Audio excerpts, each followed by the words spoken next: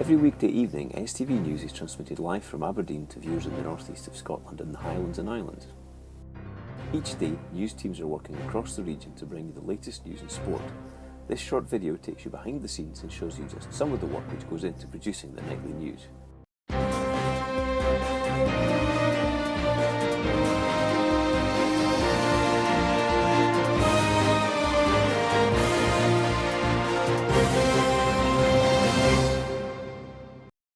Each of the journalists working for STV can find themselves covering a number of stories throughout the day. After making the necessary preparations, they set off with a camera operator to do interviews and shoot the footage necessary to explain the story to viewers. The range of stories covered by STV can be very diverse. Today, business correspondent Cheryl Paul starts off with a report on 2 films made in the northeast, which are to be premiered at the Cannes Film Festival. The cinema setting is an ideal backdrop for this story, but it takes time to get the best lighting effect. Cheryl's next stop is Dooney's farm just outside Aberdeen, where the owner is talking about the range of animals they have and the number of visitors they receive at the farm. Cameraman Alistair Watt gets the best shots and monitors the sound recorded during the interview. The fluffy cover on the microphone eliminates the noise of the wind, which is particularly important today. The camera proves to be of particular interest to one of the farm's residents.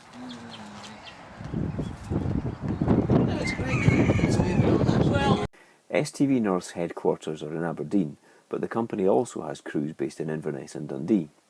While Cheryl heads back to base to put her reports together, the team in Tayside is busy covering a variety of stories. Holly Hamilton and camera operator Jenny Ross are at Tentsmuir Forest in Fife to cover the opening of its Timeline Trail, which incorporates a range of animal sculptures. Some local nursery children are on hand to be the first to experience the trail, and the organiser and sculptor are interviewed about their involvement in the project. Pleased with the result, yeah, and I think it's a really good thing, isn't it? And then all the kids here earlier. Later in the day, Jenny's out with Lynn Rankin to interview PC Sandy Bowman about the importance of using proper child car seats when carrying youngsters as passengers. For some stories, footage is required to be used as an underlay to the report being read in the studio. Cameraman Pal Jagpal takes some shots of a street which will feature in a story in today's edition of the programme. Filming in public places can have its problems, as a curious motorist almost has a minor crash while being distracted by Susan Nicholson doing this interview with the Royal Provost of Perth. As well as filming interviews, the camera operators also have to capture other images which will help to tell the story. Here, Jenny takes some shots of a trap being assembled to help control the mink population in Perthshire.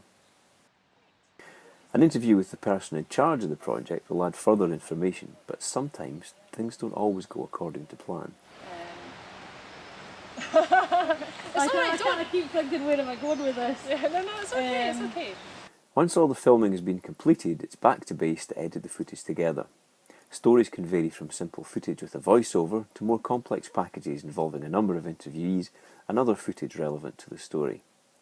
Most nights, at least one story will require a live report into the news. On this occasion, a number of bees have been stolen from a research project at the back of Ninewells Hospital in Dundee, and Lynn Rankin is sent to do a live report. The satellite van arrives, and the technician is able to align the dish in a matter of minutes, allowing the pictures to be beamed back to Aberdeen. Although Lynn can't see the programme as it goes out, she can hear instructions from Aberdeen through an earpiece which keeps her in touch with what's going on. Each evening before the programme goes on air, a short trailer is recorded to be shown at around 6:15. The opening title sequence is also recorded at this time. Tyrone Smith checks his position for the sports report later in the programme. As the seconds tick down to 6 o'clock, the presenter in the studio in Aberdeen runs through the final checks with the team in the gallery. In this programme, Laura Goodwin is reporting live from Peterhead Prison, and she runs through her opening comments before going on air. Ian Williamson, the director, keeps Andrea Breimer up to date with the plans for the beginning of the programme. Roll titles, 4, 3, 2, 1, On the titles. Tonight, a mother has... Once the programme starts, everything has to go smoothly, and everyone has to know what they're doing. Andrea hears everything which is said in the studio gallery while having to concentrate on reading the auto cue at the same time. Instead, they were given portable toilets similar to the ones used in caravans or on camping trips, and they were expected to empty them themselves. Now, 2 prisoners have been awarded compensation after it was judged that this infringed their human rights. Well done, Laura. Very Two nice. questions. Two Back convicted with rapists. questions. So question from A few minutes into the programme, and Laura's live leads into her pre-recorded report. Meanwhile, in the Dundee studio, everyone is ready to opt out of the main programme. The studio cameras are controlled remotely from a smaller gallery in Aberdeen, and the presenter has instructions relayed to her via an earpiece. When the time comes for the opt, viewers in the north continue to see the programme from Aberdeen, while in Tayside, the local bulletin comes from Dundee.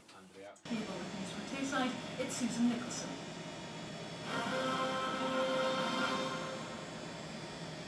Good evening. A High Court trial has been The script, which has been typed up earlier in the day, is shown in the autocue operated here by Holly Hamilton as Susan Nicholson presents the bulletin. a man and a 30-year-old woman from Forfar and a 39-year-old man from Liverpool are expected to appear at Forfarshire Court tomorrow. Meanwhile, a man has been charged in By 6:30, the studio is once again empty as everyone goes home, all ready to start again with a blank sheet the next day.